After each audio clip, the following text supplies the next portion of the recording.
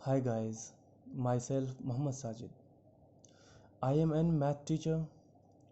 Today I will teach you chapter first, real numbers class 10th.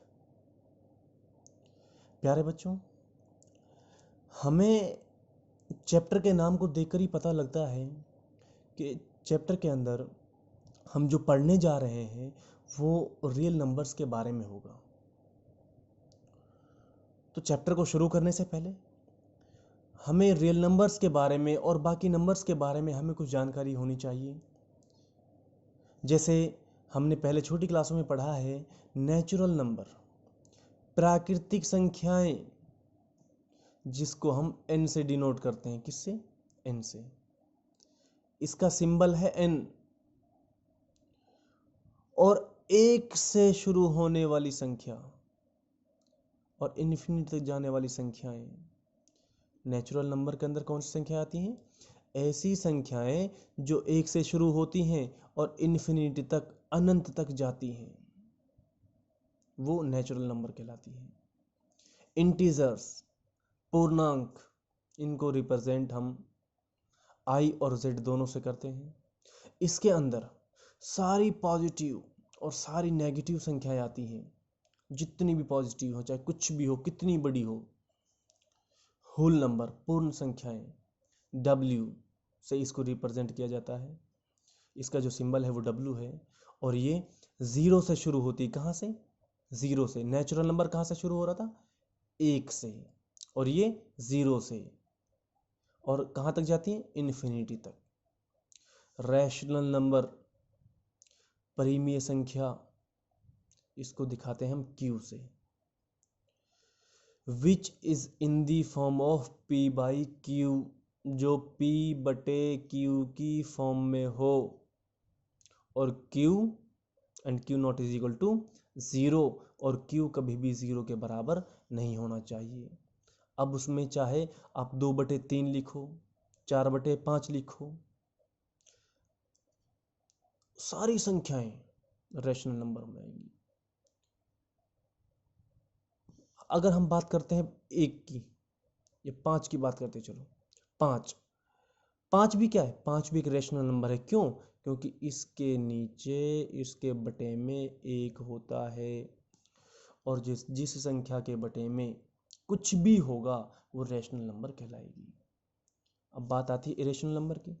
अपरिमेय संख्याएं, ऐसी संख्याएं जो रूट की फॉर्म में हो। किसमें? रूट में, जिनके ऊपर रूट लगा हुआ हो। क्या लगा हुआ हो? रूट लगा हुआ हो। वो संख्याएं हमारी क्या कहलाएंगी? Irrational number कहलाएंगी।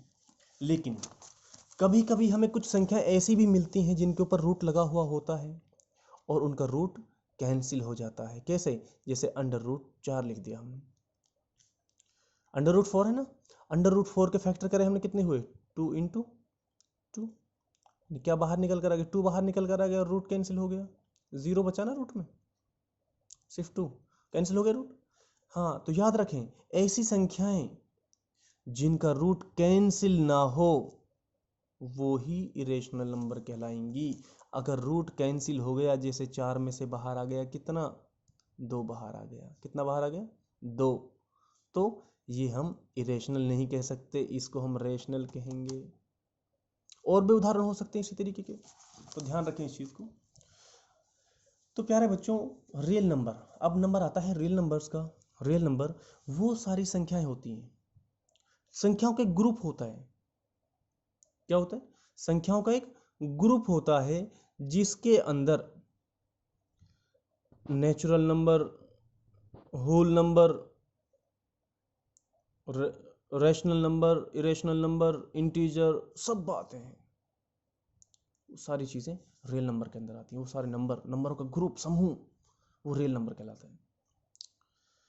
अब चैप्टर को शुरू करने से पहले, एक्सरसाइज को शुरू करने से पहले हमारे पास दो चीज़ों का होना ज़रूरी है। एक है यूक्लिड डिवीज़न लेमा। क्या है? Euclid division lemma. और एक है Euclid division algorithm. Euclid division algorithm. अब यूक्लिड डिवीज़न लेमा क्या होता है? यूक्लिड डिवीजन लेमा एक फॉर्म है, एक शक्ल है, एक बनावट है, एक आकार है किसी भी नंबर का। जैसे हमारे पास कोई संख्या है a, अब उस संख्या को हम टुकड़े करके लिख देते हैं, फैक्टर के रूप में लिख देते हैं। जैसे b इंटू में q प्लस में r, यानी क्या है, जैसे हम यहां देखते हैं for any two positive integer, definition इसकी, for any two positive integer, किन्हीं दो पॉजिटिव संख्याओं के लिए, A and B, A and B वो संख्या कौन सी है, ए और बी है। हमारे पास में कोई दो संख्याएं हैं ए और बी हैं, there exist two integer q and r, और उनको हम क्यू और आर के साथ में लिखते हैं। यानी क्या होता है, असल में होता क्या है, यहां पे लिखा हुआ है, मैंने आपको दिखा रखा है कि ए बड़ी संख्या होगी और बी छोटी संख्या होगी। हमारे पास कोई दो संख्या होंगी, उन दोनों संख्याओं में जो बड़ी संख्या होगी उसको हम ए दिखाएंगे, क्या दिखाएंगे, ए, और बी हमारे पास छोटी संख्या होगी। अब टुकड़ों में कैसे बांटेंगे, अब जो बड़ी संख्या है उस बड़ी वाली संख्या को इस छोटी वाली संख्या से यानी बी से हम क्या करेंगे, भाग करेंगे, क्या करेंगे, भाग करेंगे, और जितने पे जाएगा, जितने पे जाएगा यानी जो हमारा भागफल आएगा, जो क्वोशिएंट आएगा, उसको हम गुणा में लिखेंगे। कहाँ लिखेंगे, गुणा में, और प्लस में आर यानी रिमाइंडर, आर यानी रिमाइंडर, क्या होगा, आर यानी रिमाइंडर, याद रखें। हाँ एक चीज, रिमाइंडर जो है वो हमारा हमेशा, रिमाइंडर हमेशा जो हमारा भाजक होता है, जो हमारा भाजक होता है उस भाजक से छोटा होता है, यानी b से छोटा होता है, और r जो है वो 0 के बराबर या 0 से बड़ा भी हो सकता है, 0 के बराबर या 0 से बड़ा भी हो सकता है। समझ में आया, r क्या है, 0 के बराबर 0 से बड़ा भी हो सकता है। अब यहाँ पे ध्यान दें, ए क्या है, ए हमारा भाज्य डिवाइडेंट है, क्या है, डिवाइडेंट, भाज्य। बी क्या है, डिवाइजर, जिसे भाग किया जा रहा हो, भाज्य, उस भाजक, क्या बताया, बी का मतलब भाजक, क्यू कांस्टेंट, भागफल, आर रिमाइंडर, शेषफल। तो ध्यान रखना है, क्योंकि रिमाइंडर जो है हमारा वो क्या है, किससे, बी से, बी से यानी डिवाइजर से, भाजक से कैसा होता है, छोटा होता है। क्योंकि अगर रिमाइंडर हमारा डी ये बी से बड़ा होगा तो वो और कट जाएगा वो, है नहीं। तो ध्यान रखें चीज कि आर जो है हमारा वो किससे, जिस संख्या से हम भाग कर रहे हैं उस संख्या से हमेशा छोटा होगा और 0 के बराबर या 0 से बड़ा होगा, ठीक है। तो इसके लिए सच दैट यहां दे रखा है a is equal to b q plus में आर, तो इसके लिए फॉर्म जो दे रखी है, ये फॉर्म, ये शक्ल जो दे रखी है वो फॉर्म यूक्लिड डिवीजन लेमा कहलाता है। आई समझ में बात, यूक्लिड डिवीजन लेमा सिर्फ एक शक्ल का नाम, एक बनावट, एक आकार का नाम है, याद रखें ये चीज हमेशा। अब नंबर आता है यूक्लिड डिवीजन एल्गोरिथम का। Euclid division algorithm is a technique to compute the highest common factor of two given positive integers। क्या है, यूक्लिड डिवीजन एल्गोरिथम जो है वो एक टेक्निक है, क्या है, technique, technique is a technique, is a technique, क्या है, टेक्निक, एक तरीका है क्या करने का, compute the highest common factor, highest common factor HCF निकालने का, किसका, HCF निकालने का।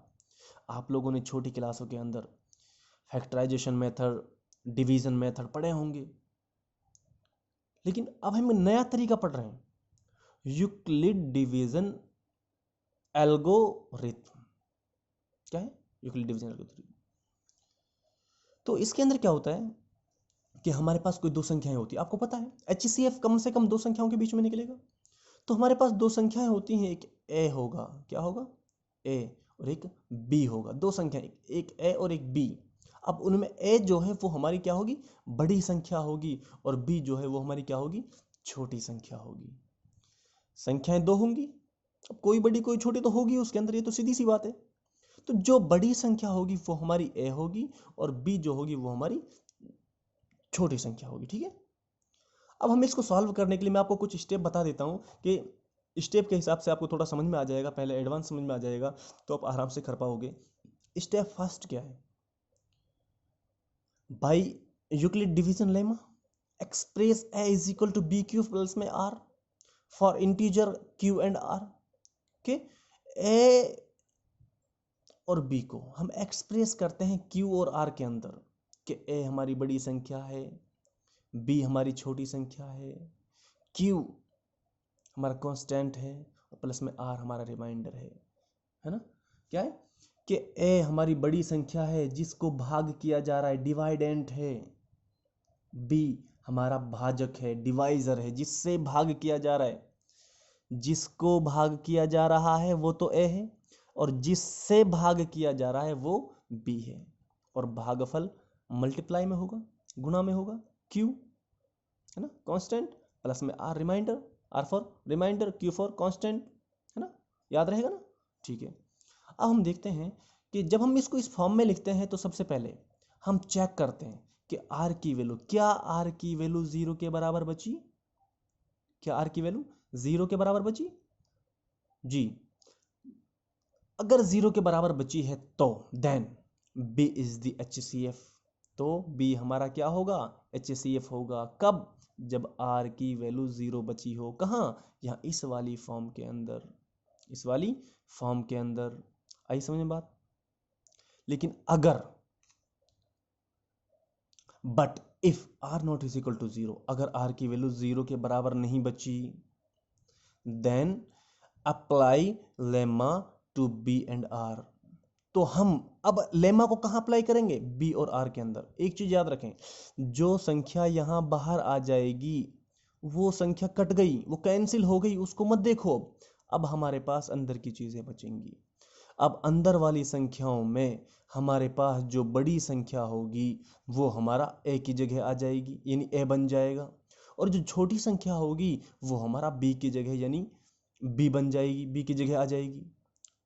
ठीक है, तो वो कौन सी संख्याएं होंगी? देखो जब हम ध्यान से देखेंगे अपने क्वेश्चन को, पहले इस क्वेश्चन को जब देखेंगे हम, तो ए तो बाहर आ गया, उसको तो कैंसिल हो गया, लेकिन बचा हमारे पास बी और आर।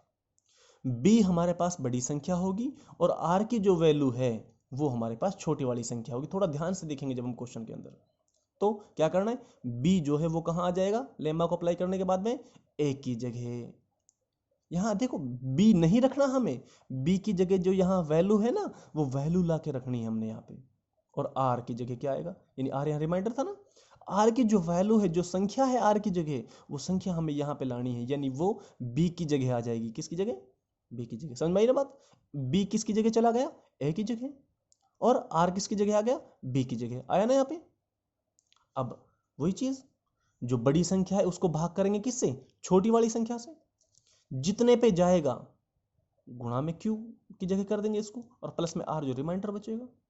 ठीक है, for some q dash and r dash, if r is equal to 0 then r is the HCF।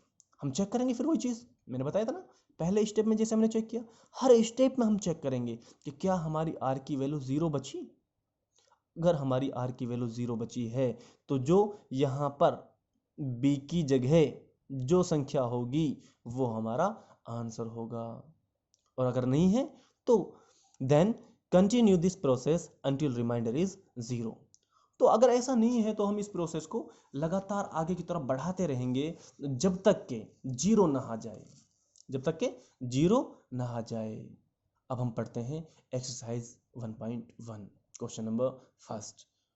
हमने बेसिक थोड़ा पढ़ लिया उसके बारे में, तो अब हमें एक्सरसाइज के ऊपर आ जाना चाहिए। एक्सरसाइज के क्वेश्चनों के ऊपर use Euclid division algorithm to find HCF of.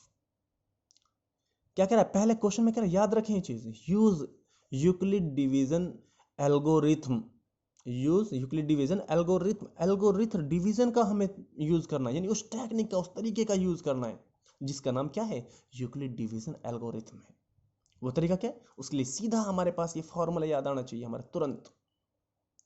क्या है फॉर्मूले में? मैंने बताया था आपको कि जो ए है, ए की जगह इनमें से जो बड़ी संख्या, किसी भी क्वेश्चन को उठा लो, पहले क्वेश्चन को उठा लेते हैं हम, 135 और 225 है ना, दो संख्याएं हैं। इन दोनों संख्याओं के अंदर जो बड़ी संख्या होगी उसको हम एक ही जगह लिख देंगे, यानी बराबर के निशान से इधर साइड में लिख देंगे। यहाँ लिख दिया, जैसे हमने लिख दिया ना। अब b क्या है? छोटी संख्या है। क्या है? छोटी संख्या। अब इन दोनों संख्याओं के अंदर जो छोटी संख्या है वो b की जगह आ जाएगी। क्या है? 135। क्या है? 135, तो b की जगह आ गई ना। q का मतलब बताया था मैंने आपको, कांस्टेंट होता है, भागफल होता है। अब क्या करना है कि 135 से इस वाली संख्या को भाग करना है। डायरेक्ट कर लो, अगर डायरेक्ट नहीं होता तो यहां आ जाओ। यहां 135 से 225 को हम भाग करते हैं तो कितने पे जाता है? 1 पे जाता है। तो 1 पे जाकर 225 में 135 को हमने घटाया, कितना बचा? 90 बचा। अब वही चीज, स्टेप हो गया ना पहला क्लियर हमारा। पहला स्टेप क्लियर हो गया। 135 से भाग करा 225 को, कितने पे गया? 1 पे। रिमाइंडर कितना बचा? 90। तो वही चीज है, वैल्यू रखें यहाँ पे, एक ही जगह एक ही वैल्यू, बड़ी वाली संख्या जिसको भाग किया जा रहा है, और b की जगह छोटी संख्या जिससे भाग किया जा रहा है, और इनटू में, गुणा में, मल्टीप्लाई में क्या होगा? जितने पे जा रहा है कांस्टेंट, कितने पे गया? 1 पे, तो 1 यहाँ गया, प्लस में रिमाइंडर यानी r, कितना बचा? 90। आ गया एक स्टेप क्लियर। मैंने आपको बताया था, वहां पे भी बताया था कि जो संख्या बाहर आ गई उसको फिर दोबारा नहीं लेंगे, उसको दोबारा नहीं लेंगे, वो कैंसिल होगी, बाहर, आउट आउट है वो। अब बच गई हमारे पास अंदर की ये संख्याएं। अब इन संख्याओं के अंदर हमारे पास जो छोटी संख्या होगी, जी क्या बताया था मैंने, इन दोनों संख्याओं के अंदर जो हमारे पास बड़ी संख्या होगी वो बाहर आएगी, और जो छोटी संख्या होगी वो कहाँ आएगी? यहाँ b की जगह। बताया था ना, b छोटी संख्या होती है ना, वही चीज। अब इसको भूल जाओ b, मैंने, ताकि जल्दी हो सके, आपकी वीडियो ज़्यादा बड़ी ना हो, इसलिए मैंने इनको पहले लिख दिया सॉल्व करके। अब क्या करना है, आप याद रखें, जो छोटी वाली संख्या है उस छोटी वाली संख्या से किसको भाग करना है? 135 को। यहीं से 90 से भाग करो 135 को, कितने पे जाएगा? 1 पे जाएगा। रिमाइंडर कितना बचेगा? 45 बचा ना। तो इसको उतार दो यहाँ से, इसको भी यहाँ से उतारो। किसको भाग किया? 135 को। बाहर है ना, किससे भाग किया? 90 से। अंदर है, इनटू में 1 होगा, 1 पे गया है, और प्लस में आर रिमाइंडर कितना बचा? 45 बचा ना।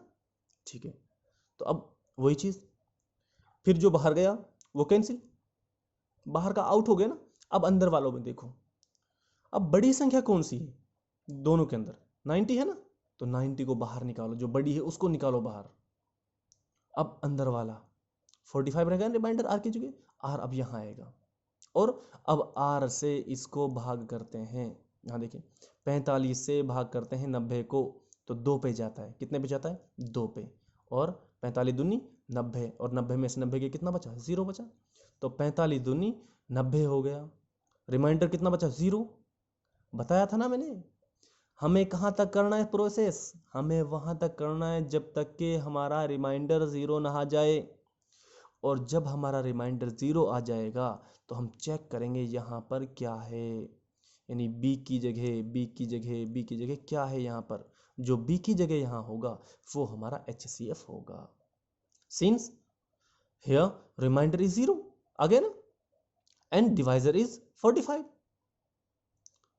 hence the HCF of 135 and 225 is 45। समझ में आया? बहुत आसान है, बहुत आसान। इसी तरीके से हमें करना है इनको। अगला क्वेश्चन देख लेते जल्दी से हम, वीडियो काफी बड़ी हो गई है, हम थोड़ा जल्दी करते हैं। अब दूसरा क्वेश्चन है 196 and 38220, दो संख्या है, तो चेक करना है। सबसे पहले क्या चेक करना है? बड़ी संख्या, छोटी संख्या। बड़ी संख्या कौन सी है? 38220, ये ना। तो एक ही जगह बाहर बड़ी संख्या को लिखेंगे हम, ठीक है, लिख दिया। अब छोटी संख्या कौन सी है? 196, तो b की जगह आ गया, ठीक है। अब 196 से भाग करेंगे इसको। देखो एक चीज, भाग ये मत सोचना आगे से भाग कर दिया हो गया बस, नहीं। इससे तो इसको पूरा ही काट के देखेंगे। हमने यहां पर इससे इसको पूरा ही काट के देखा है। रिमाइंडर जो बचा ठीक है, रिमाइंडर इससे बड़ा रिमाइंडर नहीं बचना चाहिए, याद रखें ये चीज़। तो हम इससे इसको जब भाग करेंगे कितने पे जाएगा, 195 पूरा चला जाता है। ये बहुत अच्छा क्वेश्चन है, छोटा सा क्वेश्चन है, 195 पूरा चला जाएगा। और जब ये 195 जाएगा, रिमाइंडर 0 बचा, तो रिमाइंडर 0 आ गया ना, पहले स्टेप में क्लियर हो गया अपना, है ना। स्टेप फर्स्ट हो ना, स्टेप फर्स्ट में हो तो हम देखेंगे बी की वैल्यू क्या है, 196।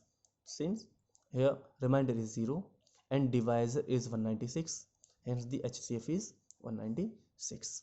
That's clear. अब अगला जो क्वेश्चन है, ये थर्ड क्वेश्चन, ये आप घर से करके देखोगे। मैं कल आपको या नेक्स्ट वीडियो के अंदर मैं आपको इसका सॉल्यूशन बताऊंगा, आपका जवाब इनको बताऊंगा, आप खुद करके देखो थोड़ा बहुत। और मैं कुछ नए क्वेश्चन आपको दे देता हूँ, वो नए क्वेश्चन आपको घर से कर लाने हैं और घर से कुछ करके देखो आप उनको, उनके आंसर देखो आपको, ताकि आपको कुछ प्रैक्टिस हो जाए, है ना।